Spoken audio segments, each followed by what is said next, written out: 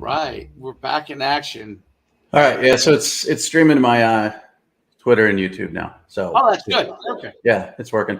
So real quick, let's talk about the promotion first. Myfootballcamps.com/D1 promo had some success. Did you see Gavin Marshalik, 2026 quarterback at UNLV? Who? Gavin Marshalik? Yeah, UNLV. Wow. Yeah. So that's Barry Odom is the new coach there. Coach Marion, who used to be the wide receiver coach for Jordan Addison at Pitt, and then was at Texas last year. Both liked him enough to offer him a scholarship. So that's big news there. Kyle Mosley was at Louisville. I'm not sure if Louisville is going to offer, but he's starting to take bigger visits. That's the defensive tackle. Malik Craswell was at Clemson. On and on. So there's some good things happening. Who else? Tanner Huckfeld, the quarterback from Texas, getting a lot more attention. The 2026 quarterback from Texas, he's getting a lot more attention. Cash Ferris, the safety from Arkansas, getting a lot of camp invites, so he's going to get his opportunity to show out in person to some schools that might not have invited him before that. I know I'm missing a ton. Carson Rauner with the Navy offer, a quarterback from Nebraska, he's going to get more. There's just a ton of stuff going on. So if you're interested in being promoted socially on all our channels, get noticed by coaches, which is clear that it works and is happening, it's myfootballcamps.com/D1 promo. It is not only is it clear that it works, but it's at another level from what we probably, when we first talked about it, could even imagine. And what's great is, I'm now perusing through my own following to see all the coaches that follow us. So to make sure that it's unbelievable how many are following us. So following me, I know you're the same, and probably have different guys that are following you that are following me. But as I was going through it, just to really kind of get a grasp of it, it's unbelievable. The quarterbacks and linemen are having radical success, meaning offensive linemen, defensive linemen, and the quarterbacks, right? Which I think makes obviously all the positions are having success, but makes a ton of sense, right? Because what are some of the harder positions to evaluate? Quarterback and then O-line and D-lineman, because there's a lot of different characteristics that make those guys up, right? And what they can do. Different systems require different people. And I think this promo is able to bring those things to light. Like, I think you very eloquently, when you talk about the players, point out a lot of those things in a really, really great way. And I think it's so unique. And we talk about this all the time, but it's just darn true, right? You can't trump experience. I mean, the bottom line is living on this earth and being in the industry as long as we have just has a monumental impact. And it's great because the relationships of success that we've had over the years, we're just able to build on it, and we're putting great players out there. I think the players that have been on board with us are just super smart in how they've gone about it. And it's just fantastic. It's become, and as we get more and more guys on board, we help more and more people. But it's become super exciting as we're seeing these guys one by one. Where we thought, we believed it would come to fruition, but now we're seeing it. Yeah, and not to Caleb Gates, linebacker, who's in JUCO right now, also flew out to Clemson. Was invited to their spring game. Coach Bill Manis, who helps us next level, he got these guys invited to Clemson. I know he was involved in getting Mosley invited to Louisville and all that stuff too. So, you're going to partner with people. Like I said, I'm not going to call a school. UConn is an example. They just invited Marshalik up for a visit, and his dad texted me. He goes, "Yeah, you must have some pull up there in Connecticut." I said, "No, I don't. I mean, I could. I know Jim Mora Jr. I know coaches up there. I don't do that. I don't call coaches. That would be a much bigger expense than what we charge." It's the promotion, just the promotion. That's it. I mean, UConn, all those coaches, Jim Mora follows me. His recruiting people follow me. Some of those staffers I've known for a very long time. They follow me. They see, Marshall X retweets appearing. They're interested in them. They invite them to camp. That's just the way it works. So, when we have these guys, a lot of times it's our videos promoting them, but it's a lot of times it's retweeting what they're doing and what they're saying and things that are occurring for them. So when you get a Marshall X invited to UConn, then that's going to be retweeted, and Rutgers and Syracuse and the schools that recruit against those, the programs are going to notice. And then you get the traction and the momentum going. So it's kind of happening without. The best part about it is we're doing the videos and continually doing the videos, continually pushing people out there. And it just happens on its own. I don't think I've done a Marshall X video in a long time. He was an original 6-month guy, way back when we started, way back. I mean, last June. It's only been 10 months. And I kind of grandfathered him in because his dad, was helping us talk to parents. And if parents need to talk to anybody, they can talk to a parent of a kid who it's really helped. Now it's gotten him offers. But I hadn't done a Marshall X video in a very long time. But what I had done is retweeted his videos from camp or his, news of being invited to this camp or this camp. And that in itself gets attention, and it leads to things. Did I expect he's got another offer too that he's going to announce shortly. Did I expect it to lead to offers? I really don't know what to expect. I know it'll lead to attention, and that's it. Attentions could be camp invites.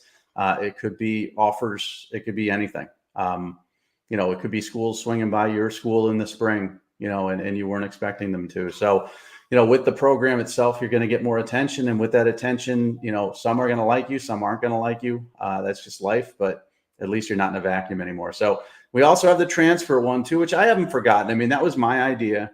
The transfer portal was so busy in that 45-day window in December into January. I thought we'd have a lot of people, signing up for that. It hasn't happened because that cycle works so fast. And there's kids after that 45-day period that are in the portal right now that need our help, that don't have a home.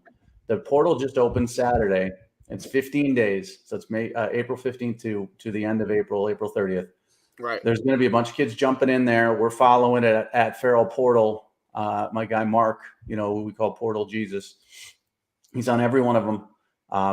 We're updating offers and entries.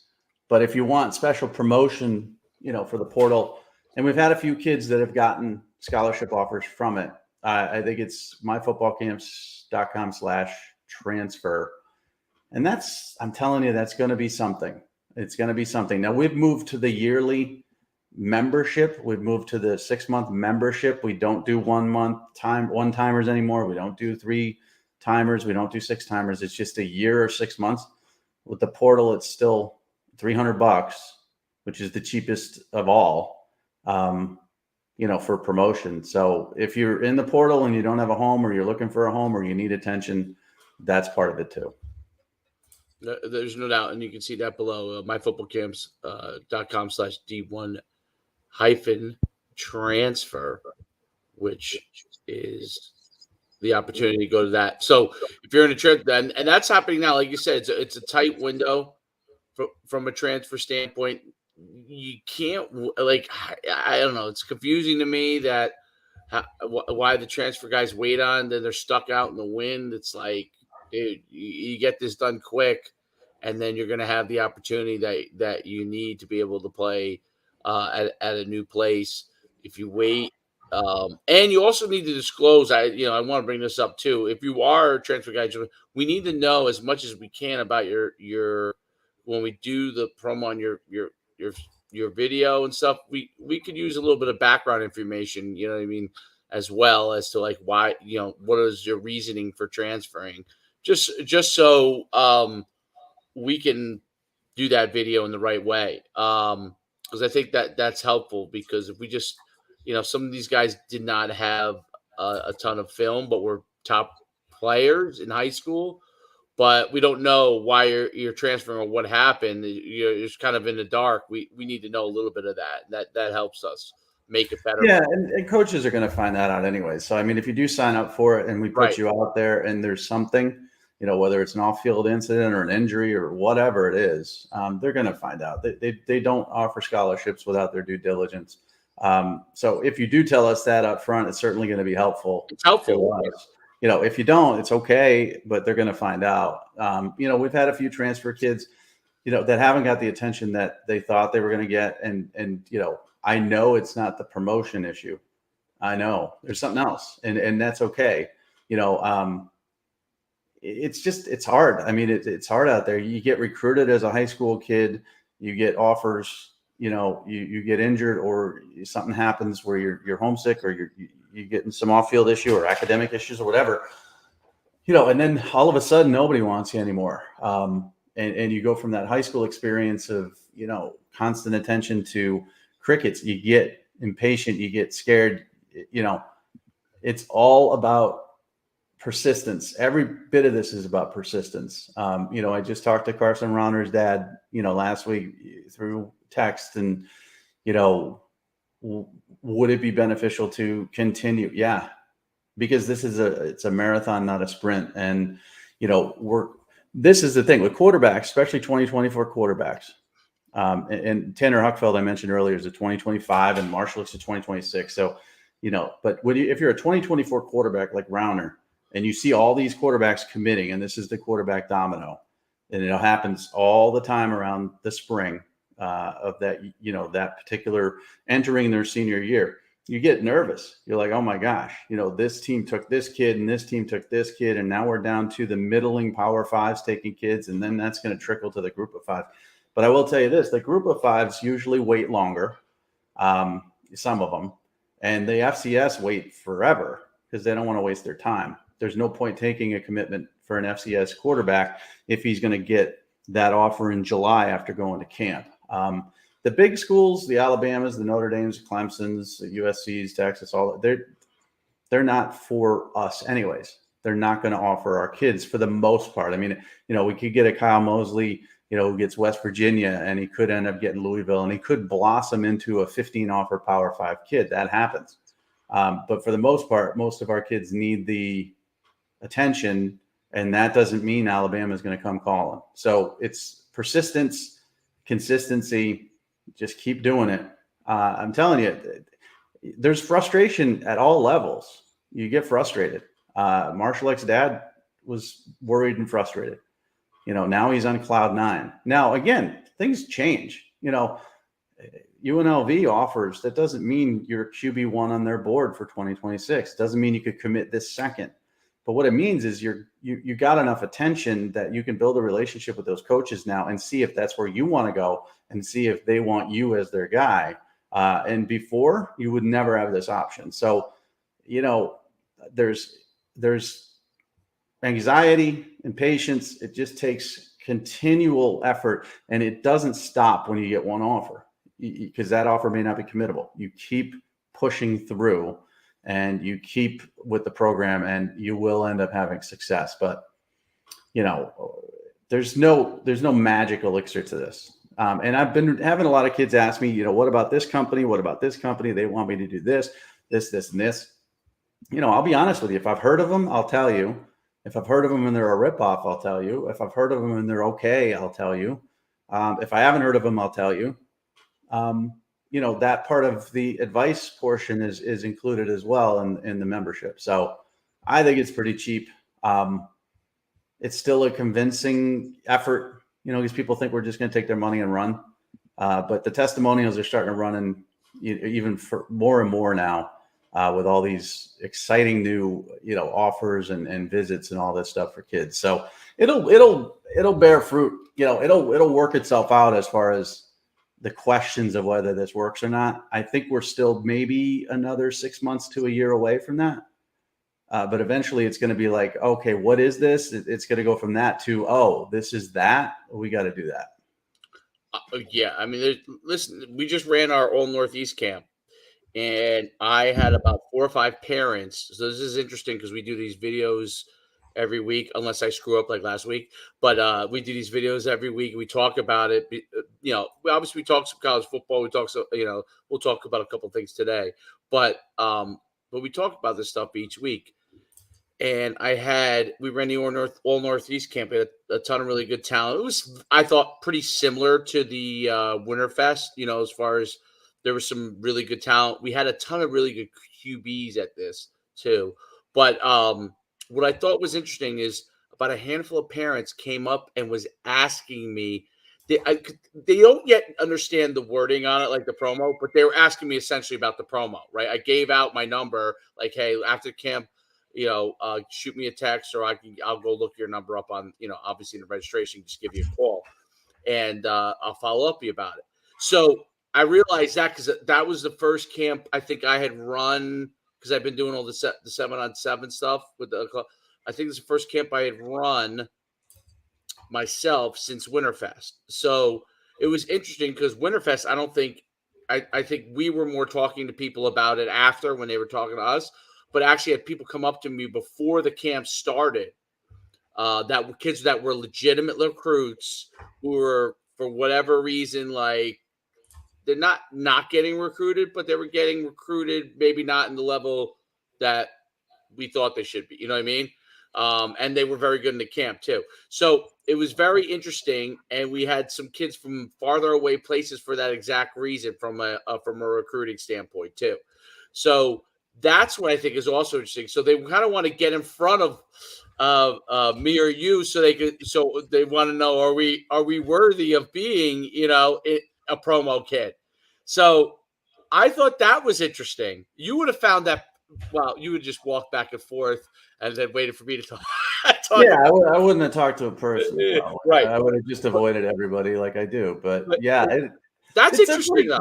But that's what it should be, honestly. It's like, honestly, it should be, because it is. I mean, we look at kids. If there's a kid who sucks, we're not gonna. Yeah, no offense. We're not going to promote you, because I don't need, coaches in my DMs saying, what the hell is this kid doing on your timeline? So we do select.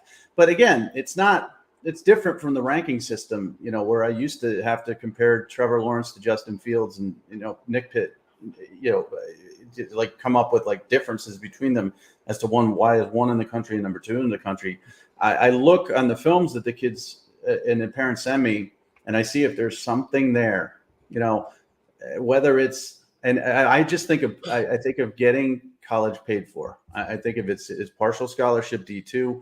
Is it FCS full scholarship, FCS partial scholarship? Is it even higher than that? That's what I look for. If I was a college coach looking at this film, and I don't put myself in Alabama or Iowa or Georgia Southern, I just say, I was a college coach, would I spend any money on this player? Any? And if the answer is yes, then he can be part of the promotion. But my goal for this has always been, when you and I partnered, has always been to be selective about it. Be selective about, because my hope was, we're going to get 100 kids want to sign up for this every week, and I can't do 100, so, and we're not close to there yet. And honestly, I think it's slightly slower than I thought it would be, but it's more successful than I thought it would be too. And again, this comes down to effort. I mean, I'm not a salesperson. You just mentioned that I would be at that camp and I'd be walking back and forth and not talking to anybody. I'm kind of an antisocial person if I don't know you. Not an introvert, but certainly not a socially, go out and talk to everybody type of person. So it's not like I'm, talking to 20 people a day about the promotion. I literally believe I talk to maybe one person a day about the promotion, which is stupid. It's dumb. I should be talking to 10 people a day, and 10 people a day would be, potentially one new sign up a day, and on and on. We talked about this offline. But eventually I want this business to be big, and I want it to be selective. Right now it's small, but it's still selective, and we're going to get there. But see, I got to tell myself, just like I tell these parents, this is a grind. This is a marathon. Every kid that gets an offer through our program, or every kid that gets a visit, a visit invitation, or any kid who gets mentioned by another camp program, or any kid who gets a summer camp invite, it's one more notch towards the goal of people seeing this, and saying, well, how did he get that? I want that. And then they'll sign up. So it's a grind for us too. It's well worth it. And listen, the economy sucks. It just sucks. I get it. And I've been talking to a lot of people, we've been talking about payment plans, and we've been talking about this, that, and the other. And people, are ready to do it, want to do it for their kids. And I would do it for my kid if I had a kid. And then something comes up, car breaks down or some bill comes up. And I get it. I understand. Life is hard right now. Everything's expensive. If you could do it, great. But we're not going to be the hard sale type of guys either. I'm not going to have you choose between, taking the bus to work or promoting your son. That's your choice. And I'm never going to be like, well, this is more important than that. So I guess I'm saying I suck at sales, but the results are going to sell for us. Yeah. Is what's going to happen here. Well, that's what's starting to happen. Obviously, when you get to the point of testimonials and just kids getting the offers, like you don't even have, honestly, you don't even have to even get to them. This kid had nothing. Now he has something. He has offers. So that's the incredible part. And again, it's the high level too. It's so many guys at higher levels, which also I think is a tribute to our ability to look at what they have, what they can do well, and point it out in an easy way. Because when a college coach sees it in his feed, they can watch it quickly and kind of get oh yeah, that makes sense, or Dave's batshit crazy on this one, or Mike's batshit crazy on this one, but this one makes sense. So I mean, but I just think that makes it easier for them, right? And then obviously the retweet, let's say you get 2,000 views on a video, okay, on your own, right? And now we retweet it. I look like a week later and I see like, whoa, 15,000 views on this video, right? So those things are very helpful for the prospect being on the promo. Like we're retweeting them, like when you at coach. It's funny because college coaches don't want to be at whatever their handle is because they don't want to have to deal with it all. But if you at Coach Schuman me and you're one of the guys in our promo, you better believe I'm retweeting it. Like, yeah, 100%. It comes right into my, and you know what's great about it? It comes right into my feed. I don't have to do anything. I see it, boom, I retweet it. Right, it comes in there, and so not only do I check on the guys that we work with, but also that you tag me, and I say, like, kids ask me this. Oh, what's your? I encourage you to tag me if you post something because I will retweet it, and it'll basically whatever you have right now, you'll get double the retweets, and that goes for Mike. So now it's triple the retweets, right? Like if you had 2,000 and then I get you another 2,000, and Mike gets you another 2,000, that's 6,000. That's 3 times the people that looking at your original post, which is, I mean, that's what has to happen in today's modern recruiting process. And I want to fold into it because we talked about it briefly, but the cool thing is now with this new NCAA rule, right? With you can make an official visit. It's not just what was it when I played 5, I guess. It's been 5 forever, and forever, yeah. Now it's not 5 anymore. Now it's unlimited in August. In August, unlimited so you could take 1 per school, right? All 100 some odd Division I schools, if you really wanted to, Yep. They all offered you, right? Listen, and I'm sure, especially the 5 stars are definitely going to be doing a visit. But look, if you're an FCS player, I remember years ago I had a kid who literally was like, I coached at a smaller school, and our team had eventually became a great program, had but he was on the early teams, which are not that good, but he was a star. He was a 6'5" lineman. He ended up going to UPenn.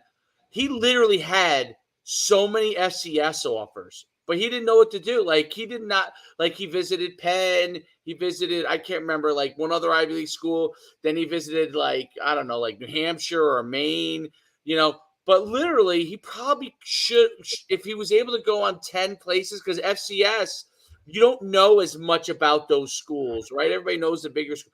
So they really need to kind of get on campus to see what that place is about. So I could see the benefits of it. I could see the negatives of it too. And there's no doubt I could see the negatives of it. But it is a really, really interesting thing. You're going to be able to visit as many schools officially as you want if they will have you, you know. I'm curious your thoughts on it because it's very interesting. I see both the pros and cons on it, you know, on both sides. But No, I like it. I mean, it gives you more options. So then now they allow official visits in the spring. This has been a couple of years. Before it used to be just during and after the season. That's good. So then you could probably get 3 during the spring.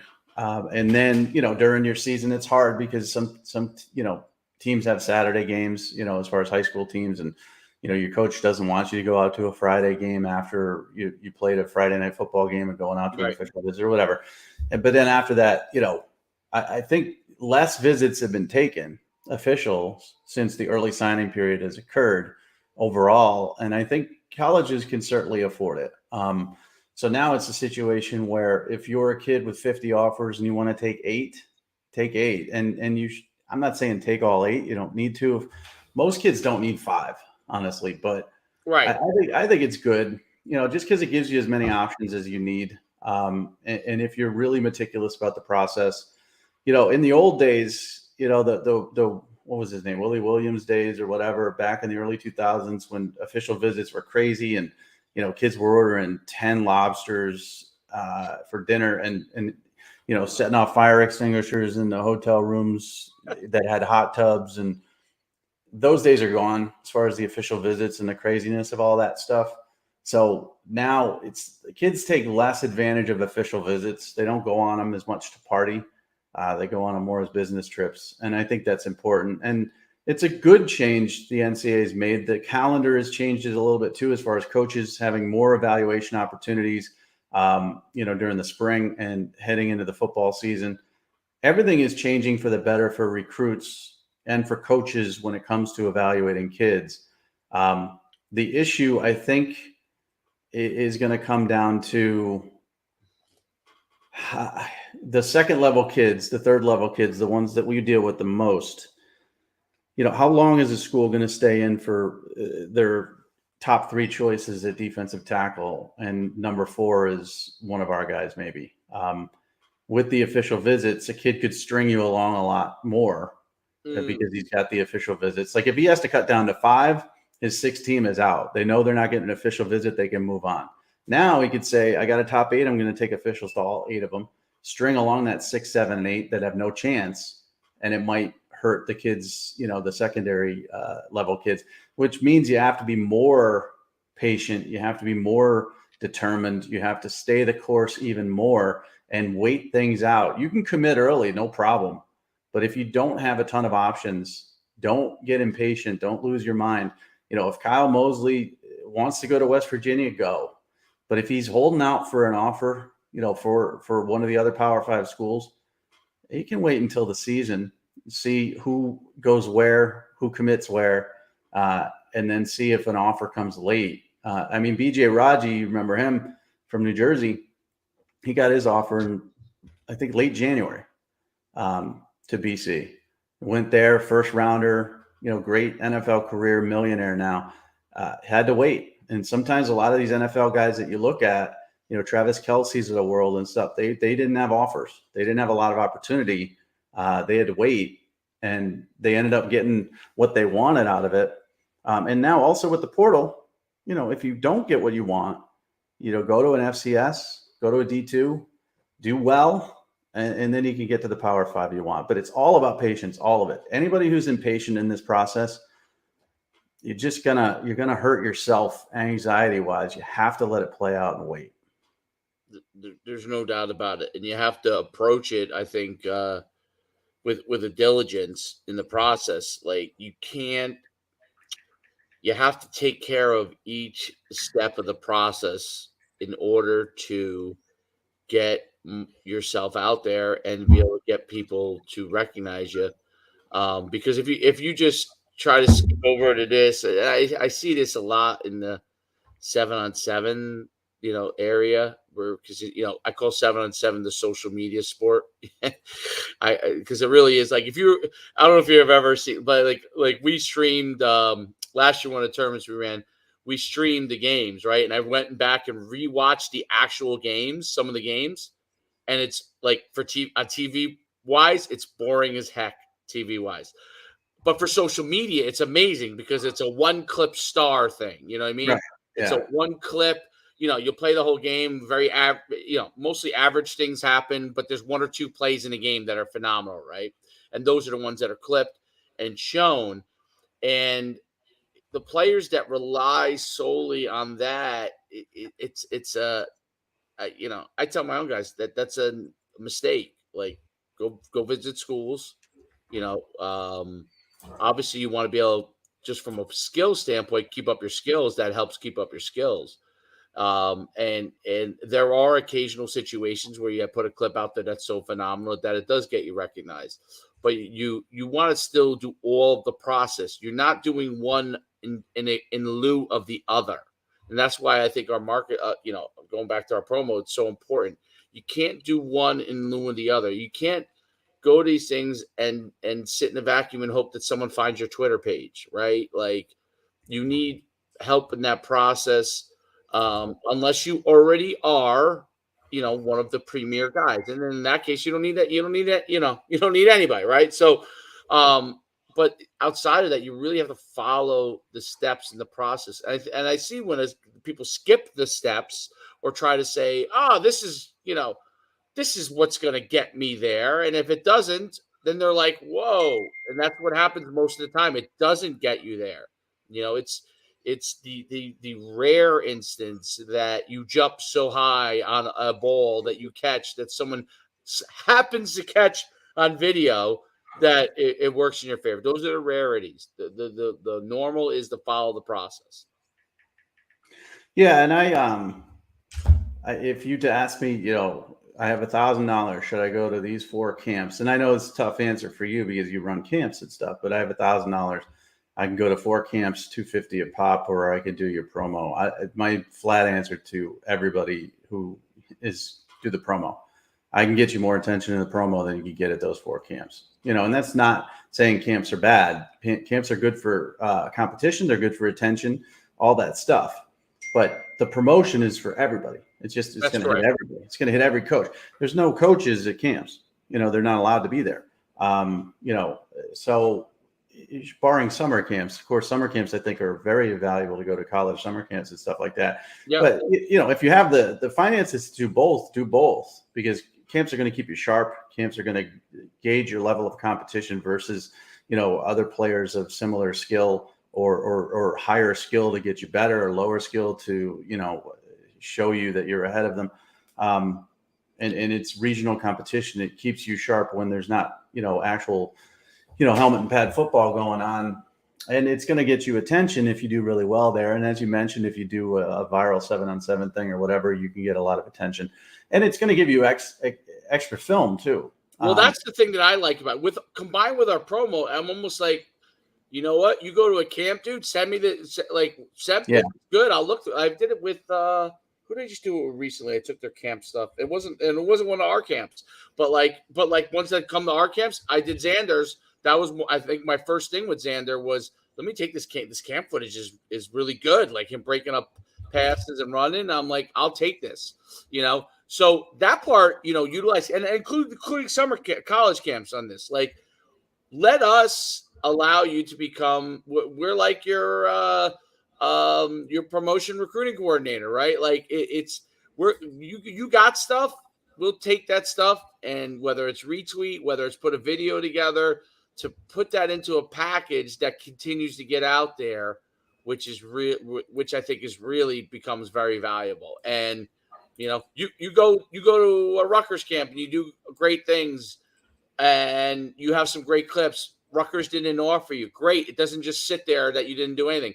if you're in our promo program, we're going to retweet that, and one of our coaches that are following us will probably see it, or we'll put that into a video that we put a voiceover over, or and talk about what we see that we really like, and that will help you. If it didn't help you at that college that you went to visit, now we can get exponential exposure for you outside of that. Yeah, I mean, if you can afford both, do it. Oh yeah, of Because course. it allows us to, I've parents sending me video from camps. We've done the highlight videos for their season. Their next season is 4.5 months away. We can keep putting that stuff out, or we can put out fresh stuff. And that's what camps are valuable for. But if you have to choose between the two, for me, it's a no-brainer. Put your money into this because you're going to reach a whole lot more people. I was just looking at UNLV and I was thinking to myself, what's the connection there? Because there's a connection to every school. And I've known Barry Odom since he was at Missouri. I've known Brennan Marion, the wide receiver coach, and he's the offensive coordinator there now since he was at Pitt. But I just realized that the director of player personnel there is a former intern of mine. A guy who worked with me just for a few months, as a potential analyst.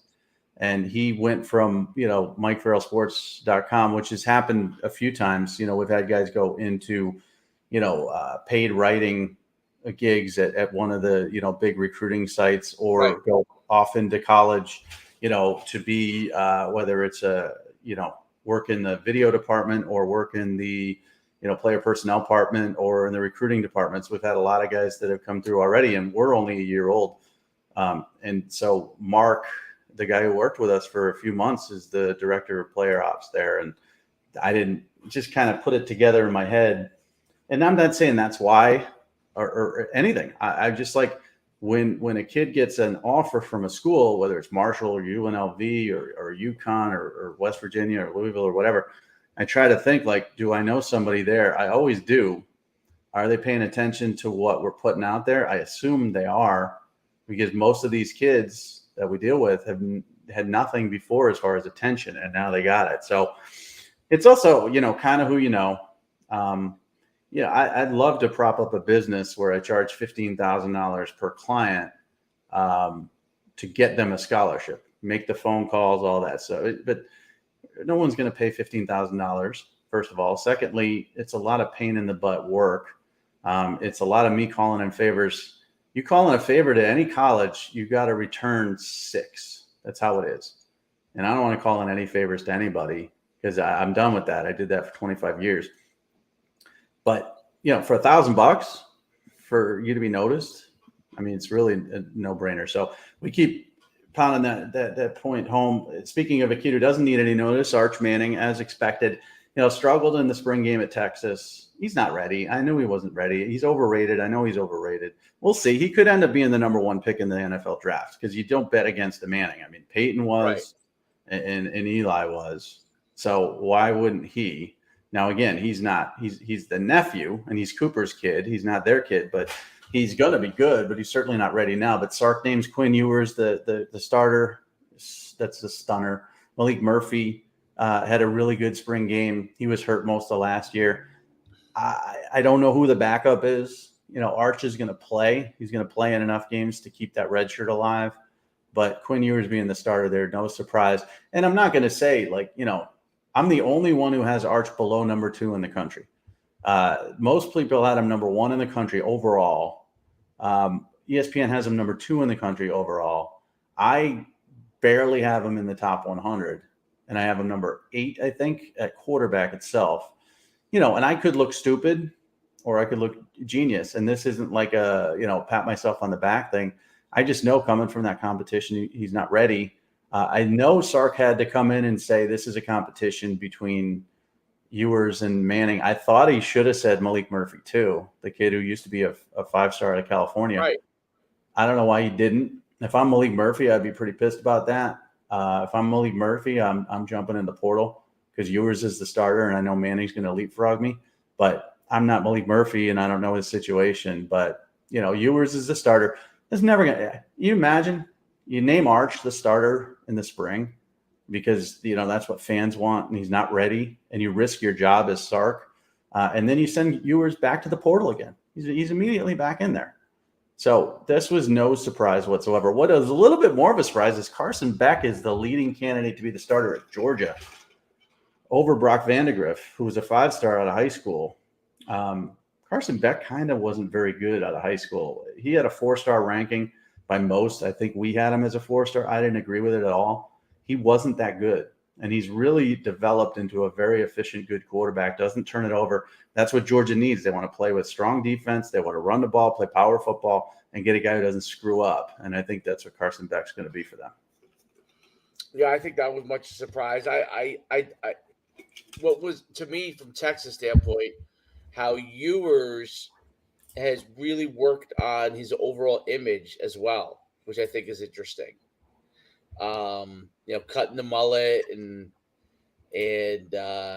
working on some of the kind of finer details of it. I just wonder if that was him just deciding he no longer wanted that kind of like rebel image, or he was told to do it. But he did look better in this. I don't know if someone once said that I think it's important to look at like position by position, not the overall score in spring games, but he looked much better, compared to what I saw in the. They set you up to succeed or fail. I mean, in the spring game, if you want your defense like Ohio State, if you want your defense to look good, you'll set it up so that the defense looks better. And then if you're Ryan Day, the narrative is, oh boy, we got the defense going. Do we worry about the offense? And of course you don't worry about the offense at Ohio State. You got, 2 first-round wide receivers. You got amazing running backs. The offensive line's loaded. I mean, that's just loaded. You're just going to plug somebody in there, whoever it is, a quarterback, and you'll be fine. But if the narrative going into the spring game is your defense stinks and it got, exposed by Michigan the last 2 years, and obviously they couldn't stop Georgia. Georgia couldn't stop them either. Then you set it up to make the defense look good. That's what the spring game is. And so you set it up for Ewers to be successful because you don't want a nightmare situation. So Arch Manning, in his defense, was running with the third team. He had no time to throw. It's all like young offensive linemen who will not sniff the field next year.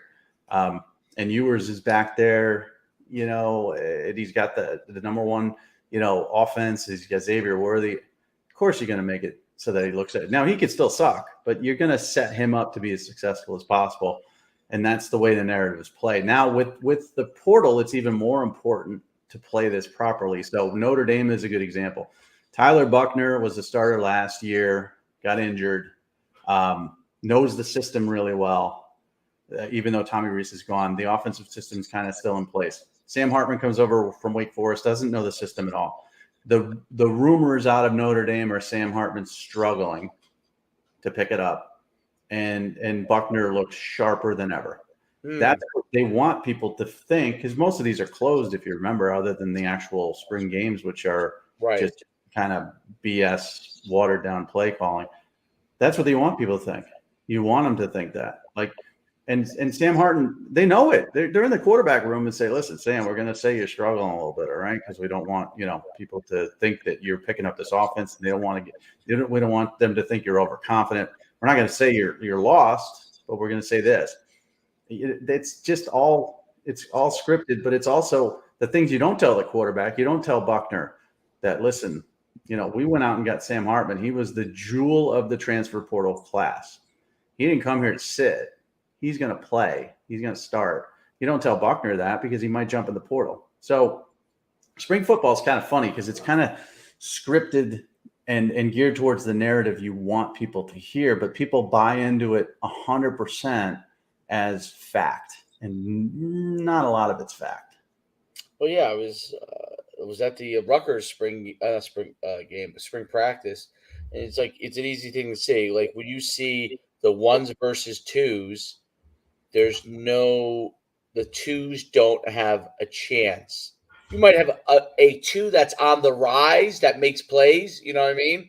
But as a unit, the twos don't have a chance against the ones, because as a unit, there's multiple guys who are already penciled in on the ones, and the twos, there might be a rising kid, one or two of them that end up taking a one's job, but most of them are stuck in two land, right? So it's natural. And then all of a sudden, when you see them go 1-on-1 versus one, you're like, wait a minute, that guy looked really good. And now he's 1 versus 1. It doesn't look the same, Right. So, and that's exactly. And when you're actually better off going to the practices than the spring games, in my opinion, because the practices, they will go 1 versus 1 a lot more.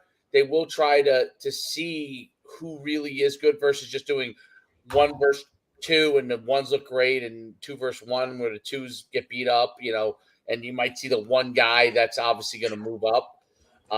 Because you're right, when you go to spring game, they're not going to put the people that they want in a good situation to be in a bad situation. They might do that in practice. In a regular, you go there on a Saturday before the spring game, that might happen so they can really see. But you're not, and that's going to be closed, by the way, which is what you said. That's going to be closed anyway. So you're not going to see. So whatever they spew out there is going to be from the coaches, because other than select people that they know they can trust, they're not going to have other people out there seeing it. Yeah, and you have to spit out positivity. Even if you're 1-11, Colorado, everything's got to be a positive spin, which is great. I mean, there's hope in the spring. Everybody's undefeated in the spring.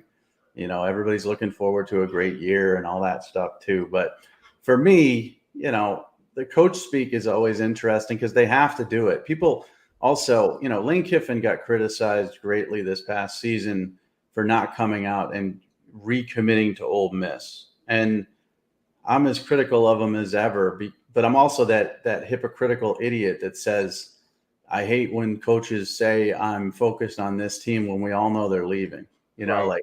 like the Scott Frost example after they went undefeated UCF. And he's like, I love this team. I'm the UCF head football coach. When a day later it comes out, he signed a major deal with Nebraska, and we all knew that was happening. That to me was lying. But when Lane Kiffin tells the truth and he goes, I don't know what to tell you. I'm the Ole Miss coach today. I don't know about the other noise about Auburn, and doesn't come out and vehemently deny that he's in discussions with Auburn, then we criticize him as well. Coaches, there's no getting it right. Everybody's critical of them, and everything they say is questioned. And here I am questioning Sark, for saying it's Ewers versus Manning and leaving out Malik Murphy. And I'm also questioning him because it was never going to be anybody but Ewers. But that's what he has to say. So I guess, as a media member, I'm part of the problem. But no one wants to read the facts either. No one wants to say, hey, Sark is doing this because he has to do it, and this is what he has to say. Or such and such coach, is saying, I'm Luke Fickell's saying I'm Cincinnati's coach for life. He has to say that, just the way it is. Everybody has to lie. And so that's what college football is about. But you just have to. You have to lie in recruiting. You have to lie in, you have to lie in your position group rooms. You have to lie in your team meetings. You have to lie to the media about this, that, and the other. You have to, because anybody who comes. Remember Jim Mora Jr., our guy, right up here, UConn, your guy, your alma mater. He didn't lie. He said, I think he was with the Atlanta Falcons, and he said he would be very interested in the Washington Huskies job. I think it was Washington. I can't remember. Very interested in it. This was the middle of the Atlanta Falcons season. And they fired his ass later, late in that season, because he didn't lie. And he had to lie. He should have lied. He should have said, I'm the Falcons coach. I'm dedicated to them. I have no interest in going back to college. Just lie. So when you don't lie, you get punished. So you have to lie.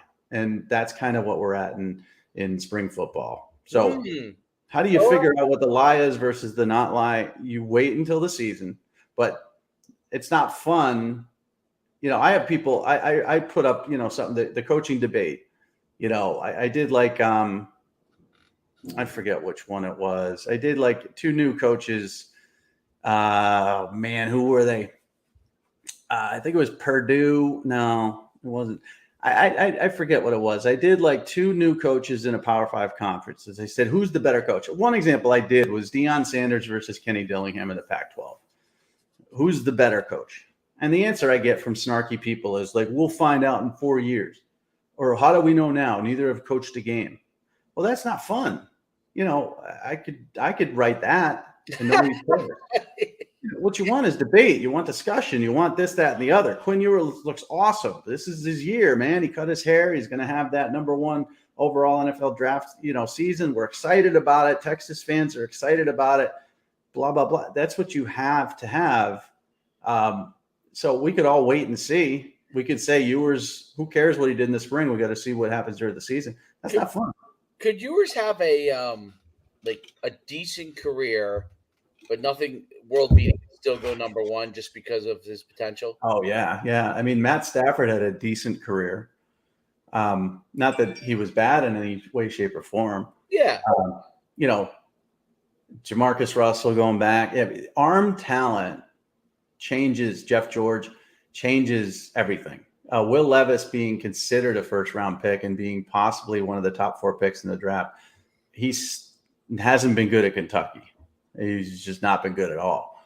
But that arm changes everything. So, yeah, Ewers could go, 7-5 this season. It could be a disappointing year. He could throw a few more picks than he did last year and still easily go #1 because scouts fall in love with the arm. And he's got the arm, man. He definitely, his delivery, it's amazing delivery. I remember from the first time I saw some of these camp clips, it was like, well, this guy's delivery is incredible.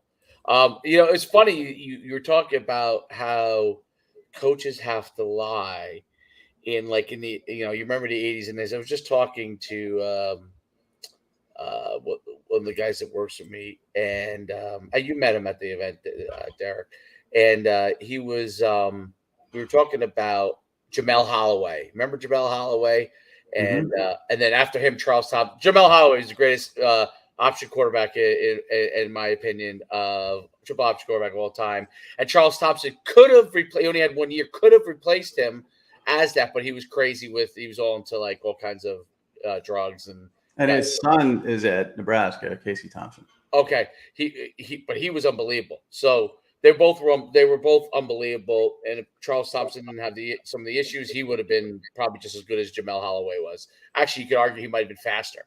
So, it brought us to this whole thing about Barry Switzer, and in the old days, the guys were cheating outright, lie, you just kind of knew that they were kind of up to something, and it was just the personality was just accepted. Whereas nowadays, they're forced to lie but perceive that they're not lying. I don't know if that makes sense, right? They're lying, but they're telling you they're not lying. Back in the old days, Barry Switzer came in there for the Boz and walks right in there in a fur coat and comes into the cafeteria and says, "Where's the Boz?" And Boz was supposed to go. I don't remember if it was Texas or Texas Tech or one of those schools he was already, or Texas A&M was already was going to go there. And he says, "You want one of these?" And it's a ring. And he's standing up in front of the whole cafeteria, calling the Boz out with a fur coat. You just know what that's all about, right? And the Boz says, "Hey, that's where I want to be," right? And goes to Oklahoma and that big person. But now we obviously have to have this undercover, I'm not lying, but I'm lying thing going on, which I find so humorous. You know what I mean? It's the old days, Jimmy Johnson and who was the guy who was after Jimmy Johnson?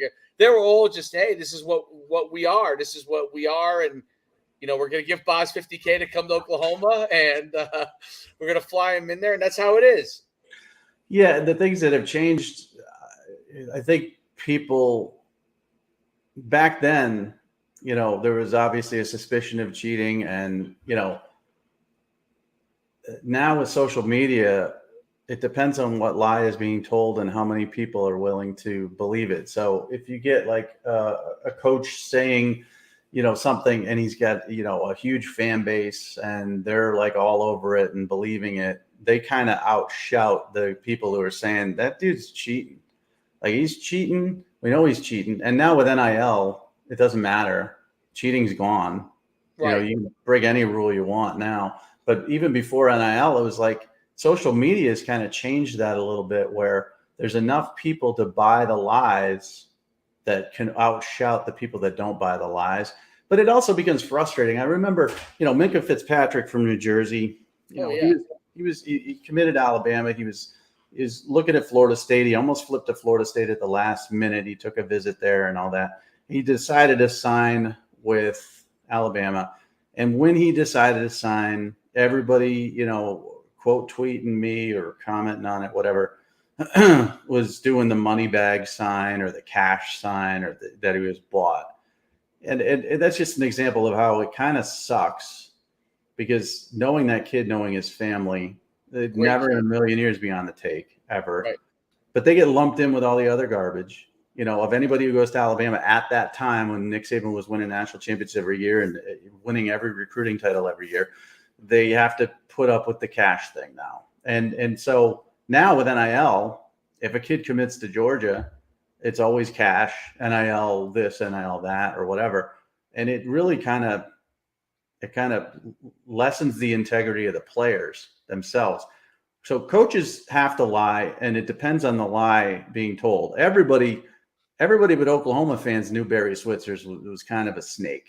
But Oklahoma fans, they felt he was our guy. We love him to death. He would never cheat, but there weren't enough people to outshout anybody because there was no social media back then. Now with this idiotic social media, which I'm part of because you have to be, a narrative of a lie can be, it could be like verified. It could be like, oh my gosh, Kirby would never cheat in a million years, ever. We got the number one class 3 years in a row, and all of that was like by the book.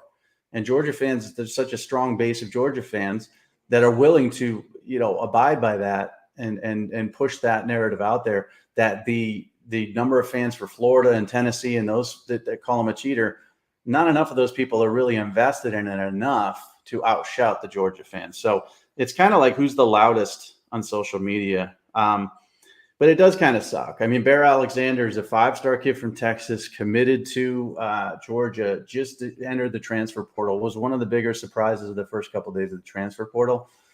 Now everybody's talking money this, money that. If he ends up at Texas or Texas A&M, it's going to be money. If he ends up at USC, it's going to be money. I don't know. Maybe it is money, but the kid also could be homesick. He might not like Athens. He might have some personal situation going on, family-wise. We just lump everything into one thing now, and that narrative just owns the world. So it's kind of like the coach is lying. Quinn Ewers had to fight for his job. No, he didn't. The second that, and remember last year, it was Hudson Card versus Quinn Ewers who's going to win the job. The second Quinn Ewers chose Texas over Texas Tech in the portal, leaving Ohio State, he was the starter, period. Didn't matter if he threw 5 picks in every practice. He was the starter. It's just the way it is. So, I love the narratives, but most of them. One day you're going to get because are you familiar with ChatGPT and AI and? Hey, freaking! So I watched the 60 Minutes thing last night. Did you? Well, I use the AI for some of these things I do. Scary. It's very scary. So like I'll do like, I you have to ask it questions to get, what you want, right? Or some of the content you want. But like I do these like series of like the story of like, football story of Walter Payton. And, you ask it questions and then you could build your like video around it. And then I put it to right for this mic. So I take that and then I take some and then I'll like clean it up, things that might be mistakes or whatever. And then or things I want to inject. And then I take an AI voice, not me, but I take an AI voice and it goes over the video from over the video, and I have a whole video on it. And it's crazy how that works. So the only thing I'm really doing is kind of, I would say, massaging the content or editorial wise, but I'm taking the crux of what it gives and just making sure that it's accurate, because sometimes it's still accurate, but eventually it's going to be accurate based off of its inputs. And why I say that is like you can maybe gear the inputs. We have this crazy political landscape. You could gear the inputs to have this take or that take, yeah. right? So, obviously, what Walter Payton did in his career is going to be somewhat cut and dry as far as athletically, but like, I don't know what Walter Payton's stance on whether giving back to the community is good or bad will be based off of what the person giving the inputs are dictating, right? So it's it's wild. Eventually, like what we think or believe, they're going to go to ChatGPT to get or some version of that to find out if that's true or not. Is that crazy? Yeah, it's crazy. So there's an AI program called Bard at Google. Okay, yep. Go Google. And it was on 60 Minutes last night. And I'm not long for this world. I don't have to worry about this. Not that I'm dying tomorrow, but right, I'm you not. Won't be here that long, right? I'm not 20, so I don't have to worry about this garbage. But yeah, this program itself, it came up with an emotional story on its own with feelings just from what it's learned across the internet. And it learned Bengali language. It wasn't even programmed to do that. It read something in Bengali and then like an hour later learned the entire language just on its own without being asked to do it. And so they say within 5 years, everybody's going to have some sort of AI virtual assistant. And so this is the funny thing about football. It's going to impact, rankings, writing, everything. Like AI is going to dictate who's a 5-star versus, and not 5 years, but maybe in 10 years is going to dictate who his 5-star is versus, an actual human being and stuff like that. And it's going to look at the film. AI is going to look at your huddle film and compare it to. It'll take all the everybody who ever played football in 2 seconds and say that's a 5-star. Yep. And so they said the jobs that are impacted the most are, accountants are going to be, pretty much useless because AI can do that. Writers, there's going to be a lot less writers. And obviously the weird part about it is software programmers are going to be out of work because AI is just going to do the job for them. So, this whole thing I saw on 60 Minutes last night, and it's so funny because the guy at Google they're asking him pointed questions. He's being very honest about it. He's like, so we don't know how this works. He's like, no, we don't. And you're releasing this on society, like in a test version. It's like, yeah. He's like, but we don't know how the human brain works either. But they don't know how it works or what it's doing or what it's going to do. And this is all those movies you see, like iRobot. Yeah, iRobot with Will Smith. Like they put this out there and they let this thing go. It's gonna figure things out and take over the world. Maybe, I don't know. That's what people get anxious about. But like I said, if I was 20, I'd be worried about this. I'm not worried about it. But man, it's scary stuff. And even they said this is scary stuff we're dealing with here, and we invented it. So we're essentially creating something. But we did that with the internet. I mean, the internet has ruined the world. Yeah. Honestly, it really has. The internet, not just social media, but the internet itself.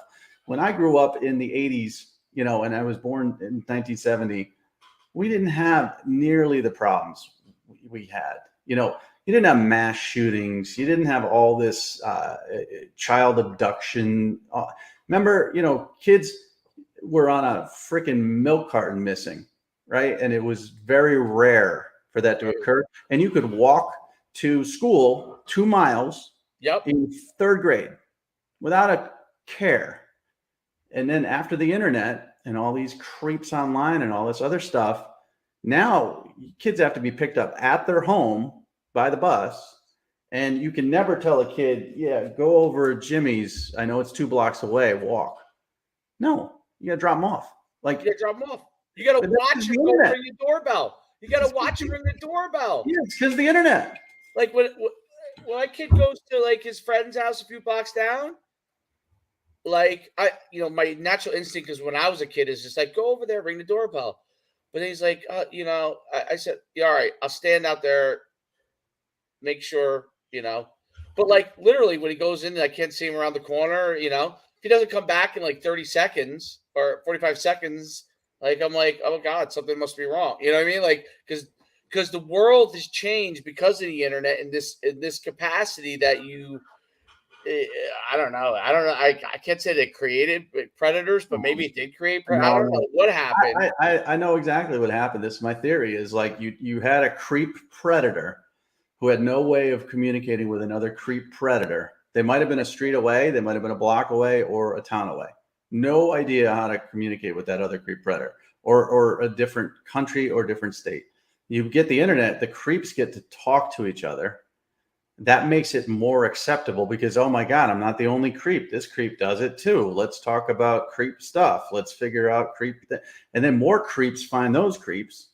And then all of a sudden you got like 1,000 creeps. Society of creeps. Yeah. And that's what social media too is. Like you get one idiot about football who talks to another idiot about football. Then you got 2 idiots and they're going to bring in 4 other idiots. Then you got a bunch of idiots spewing out stupid stuff about college football when before, the guy in Minnesota couldn't talk to the guy in New Jersey. They didn't know each other and their idiot opinions were like in a vacuum. Died on a vine. Right. And now it grows, and that's what the internet did. And not just with this. It's on TV, dude. I can't stand First Take, or not First Take. No, First Take is with Stephen A. Smith. Get Up is with they're both. What's Shannon Sharp and oh gosh, I don't know what that's called. It's everyone. Like occasionally Shannon Sharp has something that's good. Most of the time he has stuff that's bad. But like my thing is this: no matter what side it is, good or bad, right? Whether I like it or don't like it, all the detractors of Shannon Sharp run to one side. All the fans of Shannon Sharp run to the other side. And it's like, go. And whatever he says, you know what I mean? And there's no like I look at him like most of the time I don't like most of the things he says, or not that I don't like it, I disagree with a lot of them, but occasionally he says things I do agree with, right? And I'll be like, it's amazing because everyone just runs to their camp no matter what it is, right? Like they just run to their camp. And it goes to your part. Like they build so something, let's say he says something that's out of his, like, just makes no sense, which happens a lot. He says something that makes absolutely no sense. And all the people that like him just all agree with all the things that make absolutely no sense. I mean, literally, it's like, that made no sense, And it's the same reason where people are like, they attack, you're probably familiar with the Riley Gaines thing, but like, where they're attacking this poor girl, Riley Gaines, because she basically disagreed with, and now she's on a crusade to help women's sports. But she disagreed with the fact that the trans that competed against her, they both won the championship, and then like I guess they had her for social media purposes. Not her. It had Riley, the trans athlete, get the trophy, and she had to wait or whatever it was. So she was very upset. She's now taking a big stance on it. And it's like, I can't believe I hear people on TV just saying that it's okay. Like, dude, if I played basketball, and I didn't play basketball in high school, okay? You put me together for two months as the athlete I was in college, playing basketball, I would be in the WNBA. I would be one of the stars. I'd be dunking over the women. Like, it would be a joke, like, if I decided to become a trans athlete. It's just not fair. This is it has nothing to do with being trans. I don't care if you want to be trans, you want to be whatever you want. I don't give a crap what you want to be. Be whoever you want to be in this world. I don't care.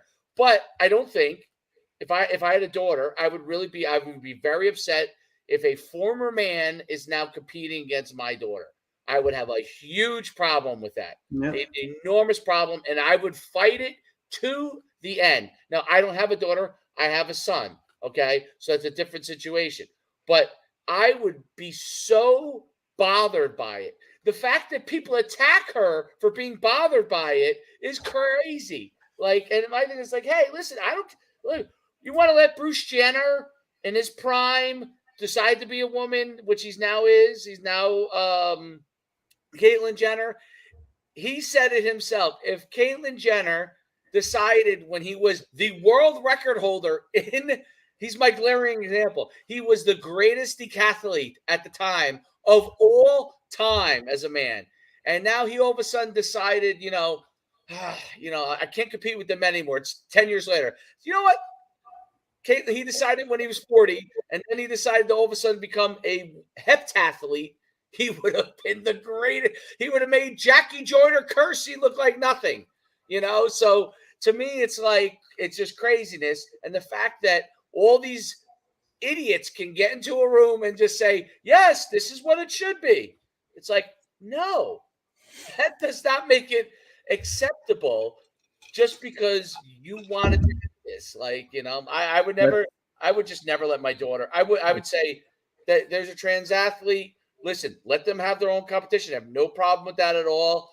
If they want to, if a woman who wants to go compete with men, hey, listen, obviously that's a disadvantage. If you're a woman and now you become a man and you want to compete with men, that's a disadvantage. You don't have the same advantages that a man has. That's really not an issue. But the other way, a man that becomes a woman, that's clearly an advantage. Clear as the day. If anybody listened to this podcast, which a lot of people don't, and one person decided to take what you said personally, they could reach a bunch of other people and they could try to cancel you just because of what you said. What you said was, and I'll tell you why I'm uncancelable, because I'm no longer a football coach at the high school level. right. I no longer I run my own business, and Right. so I'm uncancelable from that standpoint. But if I was still coaching high school, absolutely. Listen, I had it when I was coaching high school up until a couple of years ago. I can't tell you how many times I had to toe the line because, and these things wouldn't even be like remotely controversial now. But like, let's say, I don't know, it was, the sky was a darker shade of blue one day than the shade that I saw it. Right, slightly slightly different. Right. I've had parents that weren't happy with me with something. Contact my school. Do you know that? I've had them contact the school I was a coach at. Yeah. And I've had them do it and say, like, this guy, I've had this. I've had a parent that didn't like I gave an MVP to this person. I've had them contact my school. So the greatest thing about not being aligned to anybody at all, right, other than my business, and obviously for the most part, like, even though I do have girl flag athletes and boy flag athletes, but they're young kids, it's my business. So if they don't want to come to my business, they don't want to, come to my camps, they don't want to come to my showcases, blah, blah, blah, blah. That, it is what it is, right? Yep. But they wouldn't because of this stand. But my thing is just like, hey, listen, I don't, and the greatest part about it all is I am for people being whatever they want to be. So that's the greatest thing about it, is like, I'm for you being whatever you want to be. I could care less. You could be whatever you want to be. You just don't necessarily deserve to compete with a group because you have different things flowing through you genetically that other people have. Do I feel that you should have a place to compete? Absolutely. If we could get enough people in that situation, absolutely. It's just like, should a robot one day compete with a man? Let's ask that eventually question. Well, with AI, it's eventually going to happen. And again, these people you talk about that have a voice now could influence artificial intelligence, and it could lead to a massive general, nationwide, worldwide opinion that could be divisive and start a war. I mean, that's just the way we're headed. So honestly, I think it will. I think it will. The internet is the basis of this. AI isn't part of the internet, but the internet kind of ruins everything. And it's now. Do I love the internet? Yeah, of course. I mean, I don't want to not have it. I'm just saying that people wonder why things have been different since the late 1990s versus now. When the simple example is, I drive by a school, behind a school bus, and it's stopping at every house, and I got to stop, and I grumble, like, in my day, I walked 2 miles there and 2 miles back. Well, the internet's changed that. Someone will swipe up a kid in a second because, freaks have told other freaks that it's okay to do that. And it became, more acceptable. Before you hid that freakness in shame. Now you find people who will say, it's okay. I'm one too. And it's okay. And then they're like, oh, okay, let's find more of us. And it just leads to more freakdom. So, but we got to go. It's been forever. So let's wrap it up. Great. Oh, listen. Well, so go back into football. 5footballcamps.com/D1 promo. Hey, we don't care whether you're a girl or you're a guy. If you're playing football, you can go and utilize this promo. True. We will promote women. Yep, we will. Well, actually, quick sidebar, flag football for girls is going to be a college sport. Is going to be evaluated, not necessarily by the my buddy Brian Toll, who used to be a superstar at Don Bosco. I think he's got 3 kids now, 2 boys and a girl. And I said, the boys are going to play football. He goes, all 3 are going to play football. That's just the way it is. So his daughter, I don't know how old she is or anything. She's going to be a superstar flag football player. And that's great. That's awesome. So myfootballcamps.com/D1 promo, myfootballcamps.com/transfer. If you're in the portal and need help, hit us up. We are glad to help you. Listen, it will make a huge impact. It's changing not just the careers, but really, if you think about it, it's changing the lives of kids in a really positive direction that may not have had the level of opportunity that they're having now. And that, honestly, that's probably the greatest part about all of it, right? You now have scholarship paid for in a lot of these kids' cases that wasn't paid for before. That changes the lives in not just of that athlete, but the family. So that's an incredible part of it. myfootballcamps.com/D1 promo, myfootballcamps.com/transfer. And listen, our DMs are open. You could DM us and ask us questions. We're glad to answer questions about it. I know it's not one of these things where you just see the webpage and go, oh, yes. Ask us a question. We're glad to answer. We'll send you examples of our videos. We'll send, I've sent out a bunch of these kids. They asked me for examples of it. I sent a bunch of examples out. And we're glad to help you with that exact process in whatever way that will help you. Mike, Yep. we're good. We'll see you next week.